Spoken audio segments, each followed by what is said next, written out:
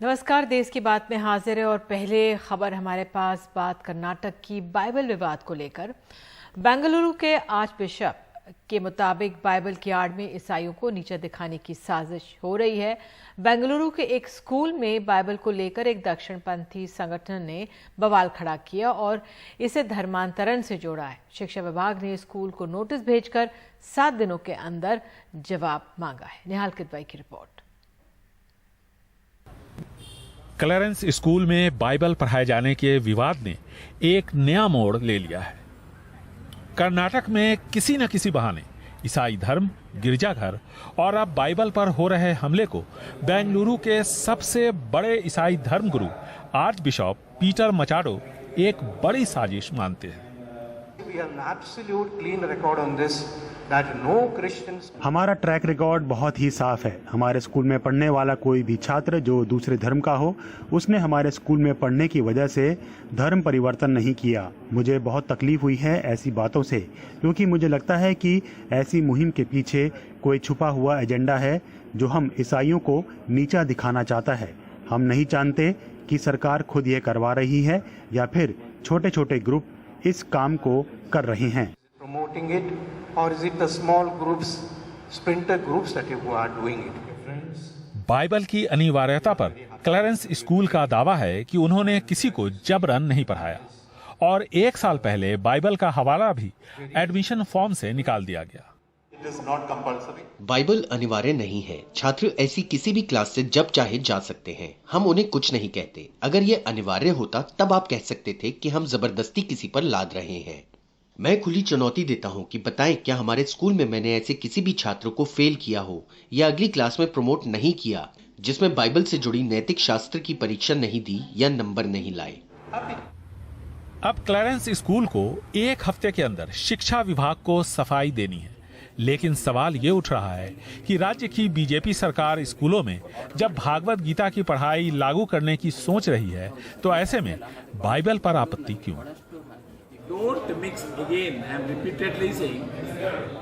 भगवत गीता को दूसरी धार्मिक किताबों के साथ मत जोड़िए। भगवत गीता धार्मिक किताब नहीं है। भगवत गीता प्रार्थना के तौर तरीके या धार्मिक रीति रिवाजों को नहीं बताती। भगवत गीता को कुरान के साथ नहीं जोड़ना चाहिए। हम किसी भी धर्म को शिक्षा पद्धति का हिस्सा नहीं बनाना चाहते हैं। Do any religious practice in moral science. Hindu जन जागृति समिति जिसने बाइबल पढ़ाने पर ऐतराज किया है, उसे भागवत गीता स्कूलों में पढ़ाने पर कोई ऐतराज नहीं। एक गवर्नमेंट जो है, जो लेजिस्लेटिव काउंसिल है या लेजिस्लेटिव असेंबली जो है, वो जनता के द्वारा चुनी गई सरकार है और वो सरकार जो भी नियम बनाती है वो वहां पर असेंबली में रखेगी, उसके ऊपर डिबेट होगा, उसके ऊपर वोटिंग होगा और यदि किसी को ऑब्जेक्शन है तो डेफिनेटली वो कोर्ट में जा सकते हैं। तो ये दोनों बातें पूरी तरीके से अलग है। चर्चों पर हमले के बाद हिजाब के बाद हलाल मीट और अब बाइबल दक्षिणपंथी हिंदू संगठनों के निशाने पर है। इन सब के बीच राज्य की बीजेपी सरकार भागवत गीता को स्कूल पाठ्यक्रम का हिस्सा बनाने की तैयारी कर रही है। सवाल सरकार के इसी दोहरे मापदंड पर उठाए जा रहे हैं। बेंगलुरु से कैमरामैन कुमार के साथ निहाल किदवई, एनडीटीवी इंडिया। और अब आपको सीधे लिए चलते हैं जम्मू कश्मीर। विवादित हिजाब मामला अब जम्मू कश्मीर पहुंच गया है। आपको याद होगा कि कर्नाटक में हिजाब विवाद इतना बड़ा था कि हो गया था कि कोर्ट में पहुंचा। हालांकि अब बारामूला में सेना शासित स्कूल में एक सर्कुलर जारी किया गया है कि स्कूल के दौरान स्टाफ हिजाब न पहने। महबूबा मुफ्ती ने ट्वीट किया कि यूनियन टेरिटरी दूसरे राज्यों की तरह नहीं है जहां बीजेपी अल्पसंख्यकों के घरों पर बुलडोजर चला देगी। और उमर अब्दुल्ला ने कहा, हिजाब हमारा अधिकार है। जो भी जिस भी मजहब से ताल्लुक रखे उनको खुली छूट होनी चाहिए। वो किस तरह के कपड़े पहनना चाहें, वो किस तरह अपने अल्लाह को, अपने भगवान को, अपने वाहिगुरु को याद करना चाहे करें। वो किस तरह के मतलब व्रत रखें, रोजे रखें, मस्जिद में जाएं, गुरुद्वारा में जाएं, मंदिर में जाएं। इस चीज की खुली इजाजत होनी चाहिए। सियासत के लिए एक गलत माहौल बनाया जा रहा है और ये सिर्फ हिजाब की बात नहीं है।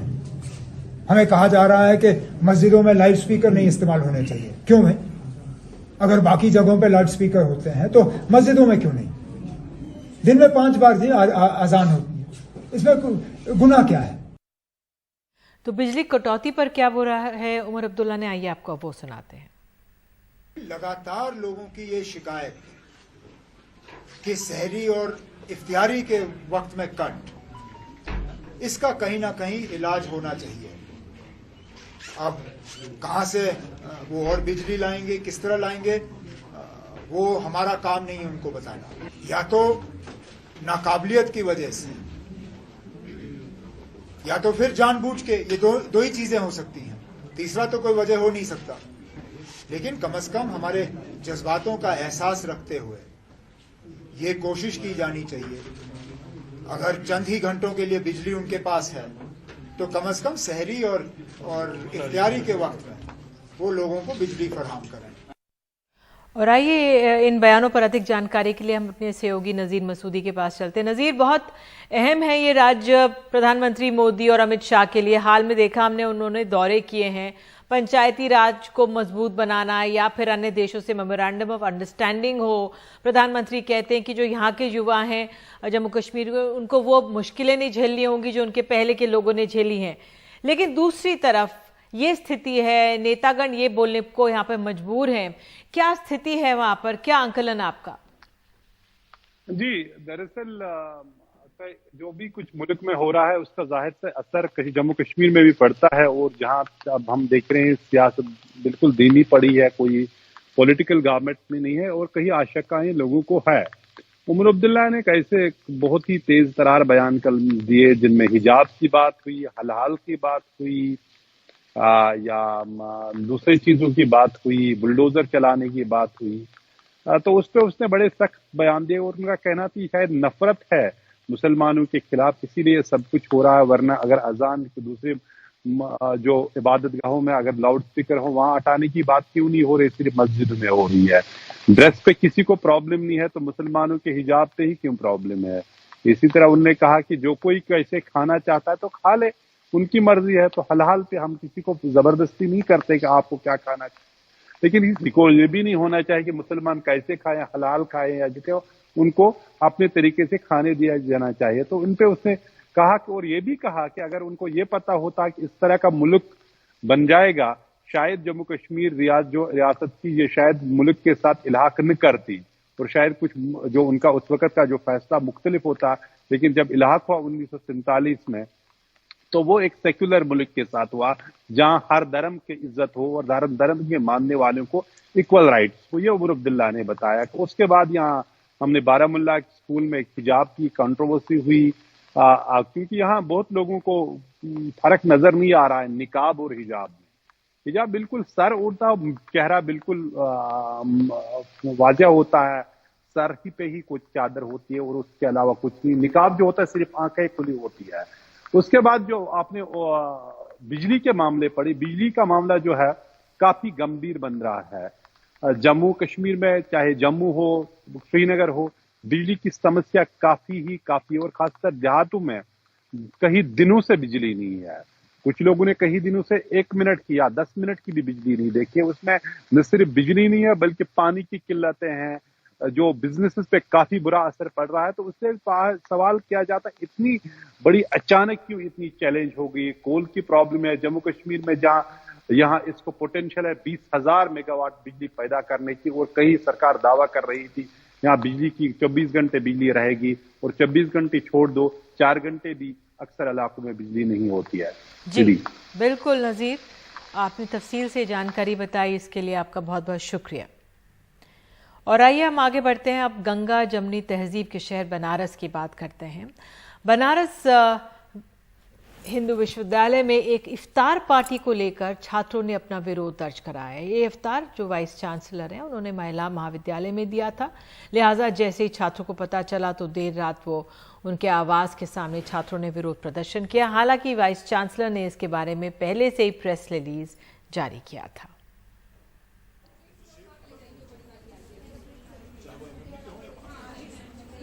बनारस हिंदू विश्वविद्यालय के महिला महाविद्यालय में रोजा इफ्तार, इसमें बीएचयू के कुलपति भी शामिल हुए।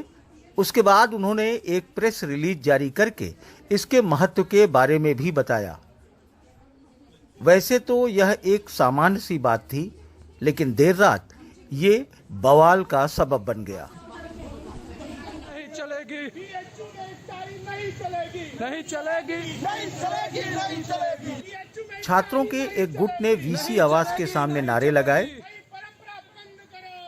पुतला जलाया और आरोप लगाया कि वाइस चांसलर ने आधिकारिक तौर पर एक नई परंपरा की शुरुआत की है जो गलत है।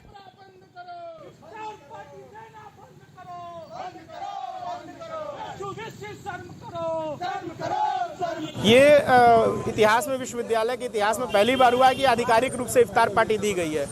देश के राष्ट्रपति भवन इस परंपरा को बंद कर चुका है, देश का प्रधानमंत्री कार्यालय इस परंपरा को बंद कर चुका है, देश के तमाम राज्यपालों का जो है कार्यालय है उस परंपरा को बंद कर चुका है। विश्वविद्यालय में ये नई परंपरा डाली गई कि इफ्तार पार्टी, पीआरओ जो है उसका इन्विटेशन भेजेंगे, प्राचार्य उसका के नाम से निमंत्रण जाएगा, विश्वविद्यालय उसका पूरा खर्च वहन करेगा। ये पहली बार हुआ है कि आधिकारिक रूप से दिया गया और छात्र इसका विरोध करते हैं। कल भी हमने पुतला फूंका था और आगे भी इसका विरोध करेगा। इसके बाद बीएचयू में राजनीति तेज हो गई। जहां इसका विरोध करने वाले छात्र कह रहे हैं कि ये एक नई परंपरा है, वहीं बीएचयू प्रशासन कहता है कि यह एक पुरानी परंपरा है और इसे महिला महाविद्यालय की छात्राएं और टीचर मिलकर निभाते रहे हैं। इसमें पहले भी वाइस चांसलर शामिल होते रहे हैं। हर विश्वविद्यालय में अपने अपने छात्रावास होते हैं। छात्रावास में अलग अलग समुदाय के बच्चे रहते हैं और उनको अपने धर्म के हिसाब से अपने जो भी धार्मिक उनके संस्कार होते हैं उनको मानने की पूरी आज़ादी है। हमारा देश लोकतांत्रिक है। इसी तरह से हमारे यहाँ 90 हॉस्टल्स करीब हैं विश्वविद्यालय में और इन हॉस्टलों में, अलग अलग हॉस्टलों में इस तरह से इफ्तार पार्टी बच्चे अपने शिक्षकों के साथ मिलकर करते हैं और उनकी खुशी में अगर कुछ ऑफिसर शामिल हो जाते हैं तो मुझे लगता है हम अपनी गंगा जमुना तहजीब को आगे बढ़ाने की कोशिश करते हैं। विरोध करने वाले छात्र भले ही कह रहे हों कि वाइस चांसलर ने एक नई परंपरा की शुरुआत की है, लेकिन पुराने अखबारों की ये खबरें बताती हैं कि महिला महाविद्यालय में इस इफ्तार का चलन 1998 से ही चला आ रहा है। कुलपति professor Gautam, professor Rao, professor Punjab Singh, professor D P Singh, professor Laljit Singh के वीसी रहते हुए भी ये इफ्तार हुआ। कुलपति जीसी त्रिपाठी के समय ये नहीं हुआ और पिछले कुलपति भटनागर का समय लगभग कोरोना में ही बीत गया, इसलिए वो इफ्तार में शामिल नहीं हो सके। देश में बेवजह की बातों को तूल देकर एक नए तरह की हवा बहाने की कोशिश हो रही है। बीएचयू के इफ्तार पार्टी का बवाल भी इसी की एक कड़ी नजर आती है। ऐसे में जरूरत है इस तरह के हवा को रुख को पहचान कर इससे होशियार होने की। वाराणसी से पुरुषोत्तम के साथ अजय सिंह, एनडीटीवी इंडिया। तो जो सामाजिक समरसता है या एकता है या सद्भाव की जो एक बुनियाद है हमारे देश में, वो जब खंडित होती है, उस पर असर पड़ता है तो वाकई चिंता जताई जाती है। और हाल में हमने देखा कि कई नौकरशाहों ने एक चिट्ठी भी लिखी है प्रधानमंत्री को। और इस समय हमारे साथ बेहद खास मेहमान है गोपाल कृष्ण गांधी, राज्यपाल रहे पश्चिम बंगाल के, हमारे साथ हैं। सर बहुत बहुत धन्यवाद जुड़ने के लिए, आने के लिए। लगातार तमाम ऐसी खबरें आ रही हैं। आपने बुलडोज़र की राजनीति, लाउड स्पीकर की राजनीति सुनी होगी, हिलाल, हिजाब, और अभी आपने बनारस हिंदू विश्वविद्यालय की ये इफ्तार को लेकर ही हंगामा, ये खबर देखी आपने, हमारे सहयोगी ने भेजी। क्या आप समझाएंगे देशवासियों को, क्या कहना चाहेंगे, किस ओर हम जा रहे हैं और क्या किया जा सकता है इस समय? हम किस ओर जा रहे हैं ये एक सवाल है, पर हम किस ओर खींचे जा रहे हैं ये उससे जुड़ा हुआ सवाल है। मेरे विचार में हम वही हैं जो हमेशा रहे हैं, यानी कि हमारा एक मानसिक भाग शक करता है, नफरत नहीं पर शक करता है, हिंसा नहीं लेकिन मन में कुछ भय रखता है, और दूसरा भाग जो विश्वास रखता है, जो चाहता है कि शांति बनी रहे, अमन बना रहे। और इन दोनों के बीच में पारस्परिक विरोधाभास रहा है, बहुत समय से रहा है, अब भी है। 46 में जो हम सब जानते हैं। बाद में बयान ने जब बाबरी की घटना घटी, तब जब हुआ वो भी हम जानते हैं। बम्बई में जब टेररिस्ट अटैक हुआ उसके बाद जो राइट्स हम सब जानते हैं। पर ये जो विरोधाभास है उसको संभालने के लिए हमारे दिमाग में, हमारे दिल में, हमारे चित्त में, हमारे चेतना में एक प्रकार का सामंजस्य और संतुलन बनाए रखने की तरकीब भी है, जिसको हम कुछ समय के लिए भूल जाते हैं। आज फिर से ऐसी एक स्थिति उत्पन्न हुई है जो कि 92 में हुई थी बाबरी मस्जिद के बाद और बंबई की भयानक टेररिस्ट अटैक के बाद हुई थी। लेकिन फर्क ये है कि इस बार ऐसी कोई घटना नहीं घटी, ऐसी कोई घटना नहीं घटी, लेकिन हम वही देख रहे हैं जो तब देख रहे थे। लेकिन अब भी जो स्थिति हुई है उस चरम चोटी तक पहुंची नहीं। अब तक हम जो देख रहे हैं वो पीछे खींची जा सकती है, वो नियंत्रण में लाई जा सकती है, वो हाथ से बाहर होने से बच जा सकती है। और इसके लिए क्या करना चाहिए? मैं सिर्फ 2 चीजें कहूंगा।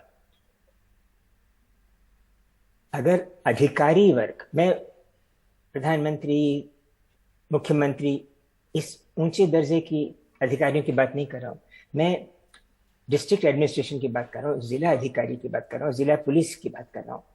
अगर ये लोग अपना काम धीरे से समझदारी से करें तो बात बिगड़ने से बच सकती है। हाँ, अगर उनको कोई ऑर्डर करे कि बुलडोजर भेजो और वो ऑर्डर नहीं मानना चाहते तो उस अधिकारी की दुविधा बहुत गंभीर दुविधा होगी। लेकिन मैं नहीं मानता हूं कि कोई भी इस तरह का ऑर्डर लिखित दे सकता है। और अगर अधिकारी लोग जो जानते हैं कि हमारे मोहल्ला का गुंडा कौन है, हमारे कूचे का, हमारे कटरे का गुंडा कौन है, ये सारे पुलिसिया और सारे अधिकारी जानते हैं, हर कलेक्टर, हर डिस्ट्रिक्ट में। और अगर वो लोग एक मिनट, मैं बस अपनी बात पूरी कर देता हूँ जी। एक ही चीज मुझे कहनी कि अगर अधिकारी वर्ग अपना काम निर्भीकता से और निष्ठा से करें तो बात बिगड़ने से बच सकती है। और अब तक उतनी बिगड़ी नहीं है जितनी बिगड़ सकती है, क्योंकि उत्तेजना देने वाले लोग सक्रिय हैं। माहौल बिगाड़ने वाले लोग आज विदाउट एनी रीजन किसी भी 92 जैसी घटना घटाए बजाय उसके बगैर सक्रिय हैं। लेकिन आज स्थिति बच सकती है, बचाई जा सकती है। सर, आपने ये सारा कहा है कि जो अधिकारी वर्ग है, प्रशासन है, वो कदम उठाए, तत्परता से काम करे, लेकिन यहाँ पर जो विपक्ष है वो गायब नजर आता है, बहुत कमजोर नजर आता है। क्या वो भी इस प्रवृत्ति को बल दे रहा है? देखिए, अगर हम ये कहें कि प्रधानमंत्री खामोश हैं, मुख्यमंत्री आदेश दे रहे हैं जो उनको नहीं देना चाहिए, विपक्ष कमजोर है, तो ये सब हम अपनी जिम्मेदारी से कहीं और जिम्मेदारी को भटका रहे हैं।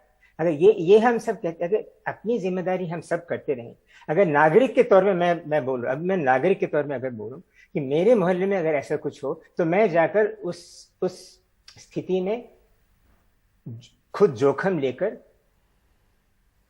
ऐसा कुछ करना चाहूंगा कि वो स्थिति बिगड़े नहीं। सबसे पहले कि महिलाएं और बच्चे किसी जोखिम में न हो। इसके लिए मैं क्या कर सकता हूं as a citizen, as a local person, ये मेरा कर्तव्य। और अधिकारी लोग अगर कर्तव्य अपना पालन करें तो बात नहीं बिगड़ेगी। इसीलिए मुझे बहुत खुशी है कि ये सुप्रीम कोर्ट ने कल कहा कि धर्म संसद नहीं चलनी चाहिए। बिल्कुल, मैं चीफ सेक्रेटरी और होम सेक्रेटरी को जिम्मेदार चाहता हूं। ये बहुत उन्होंने ठीक कहा, मुझे उस ऑर्डर से बहुत खुशी। उन्होंने कोई बड़ी धार्मिक सिद्धांत की बात नहीं करी, उन्होंने बिल्कुल ठोस एक निर्देश दिया कि I hold chief secretary and home secretary responsible, और उसका फौरन असर पड़ा। देखिए 144 लागू हुआ और वहां वो धर्म संसद। इसी तरह अगर होता रहे तो मैं सोचता हूं कि आज जो ये पारा चढ़ा है, आज जो ये हेट वेव या हीट वेव चढ़ा, वो बच सकता है, वो कम हो सकता है। लेकिन इस बात का कोई संदेह नहीं कि आज के माहौल में, आज हमारे देश में, हमारे आत्मा में लोहा है, हमारी जुबान में तेजाब है, हमारी दिमाग में आग है। इसके बारे में संदेह नहीं। तो इसको भड़कने से रोका जा सकता है।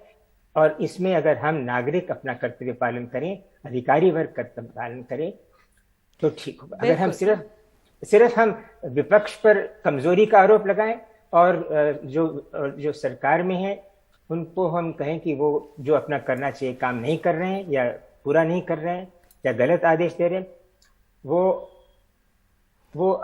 जिम्मा अपने हाथ से कहीं और ले जाने का है। बिल्कुल, आपने बहुत अहम बातें कही और वाकई में जो डर और शक की आपने बात कही है उसको हमें अब नीचे करना है और जो विश्वास है उसको आगे बढ़ाना है। बहुत बहुत धन्यवाद बात करने के लिए, अपने जो विचार हम तक रखने के लिए।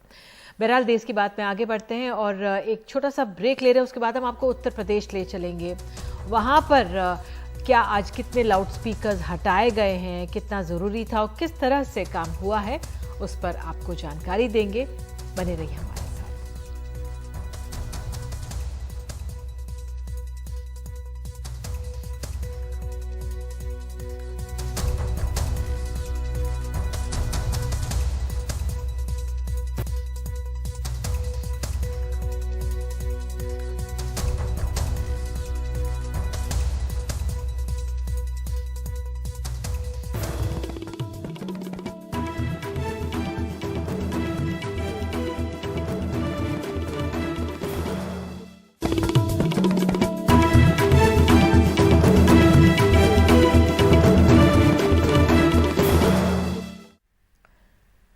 उत्तर प्रदेश में मुख्यमंत्री योगी आदित्यनाथ के आदेश के बाद मंदिर और मस्जिदों से लाउडस्पीकर उतारे जाने लगे हैं। सबसे पहले मथुरा में लगाए गए लाउडस्पीकर हटाए गए थे।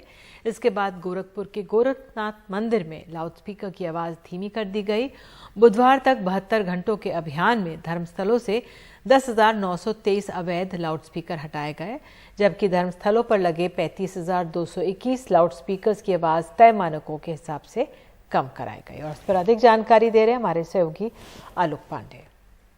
उत्तर प्रदेश सरकार ने पिछले हफ्ते में पूरे उत्तर प्रदेश से, पूरे राज्य से करीबन 21,000 लाउडस्पीकर जो रिलीजियस प्लेसेस में लगे थे उनको हटाए हैं और करीबन 40,000 लाउडस्पीकर्स का ध्वनि नियंत्रण किया है, मतलब उनके वॉल्यूम को कम करवाया है। ये क्यों हो रहा है? ये इसलिए हो रहा है क्योंकि योगी आदित्यनाथ जो यूपी के मुख्यमंत्री हैं, उनका एक डायरेक्शन आया है कि जो कोर्ट के ऑर्डर्स हैं लाउड स्पीकर को लेके उन पे अमल किया जाए। और पुलिस का कहना है इसीलिए वो हर जगह जाके और ये चीज़ करवा रहे हैं कि जो इलीगल तरीके से लाउड स्पीकर लगे हुए हैं उनको हटाया जाए और जो लीगली लगे हुए हैं उनका ध्वनि नियंत्रण किया जाए। ये ब्रेकअप हमारे पास फिलहाल स्टेट वाइड नहीं है कि भाई कितने मस्जिदों में से हटे लाउड स्पीकर या कितने मंदिरों में से हटे, लेकिन कुछ ज़िलों से हैं। जैसे एग्जाम्पल के तौर पे आप लखीमपुर लें अगर, तो लखीमपुर में 457 ऐसे मंदिर हैं जिनमें लाउड स्पीकर लगे हैं, जिसमें से 155 मंदिरों में से लाउड स्पीकर उतारे गए हैं।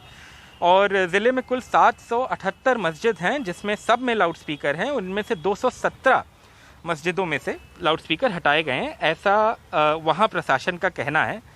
और ये अगले हफ्ते ईद और अक्षय तृतीया 2 इम्पॉर्टेंट फेस्टिवल्स हैं और दोनों शायद एक ही दिन को पड़ें, इसलिए भी ये कार्य किया गया है।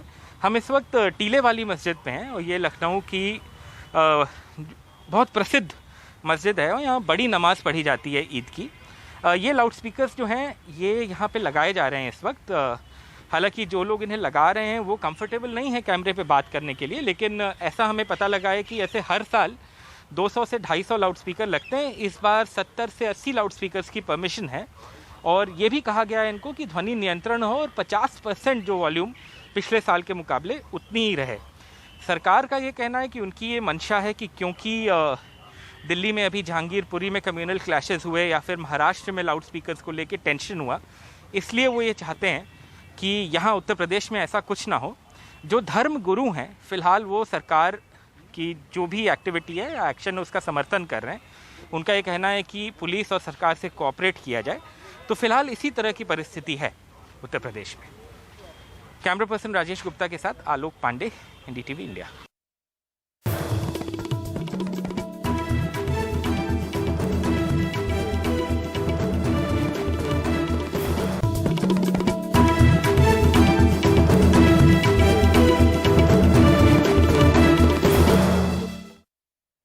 देश की बात में खबर बिहार से। पटना में आज एक दिल दहला देने वाली घटना हुई है। एक आदमी ने अपनी पत्नी और बेटी को गोली मारने के बाद खुद को भी शूट कर लिया।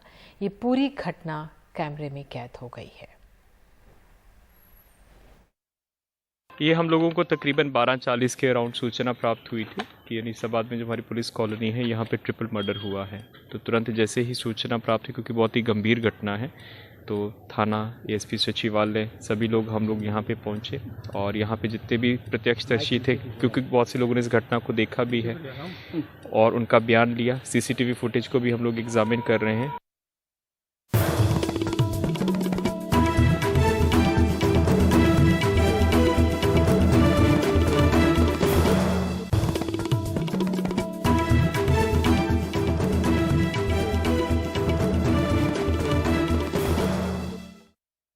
देश की बात में अब बात रिकॉर्ड तोड़ती गर्मी की। दिल्ली एनसीआर में पारा लगातार चढ़ता जा रहा है। हालात ये हैं कि मौसम विभाग ने ऑरेंज अलर्ट जारी किया है।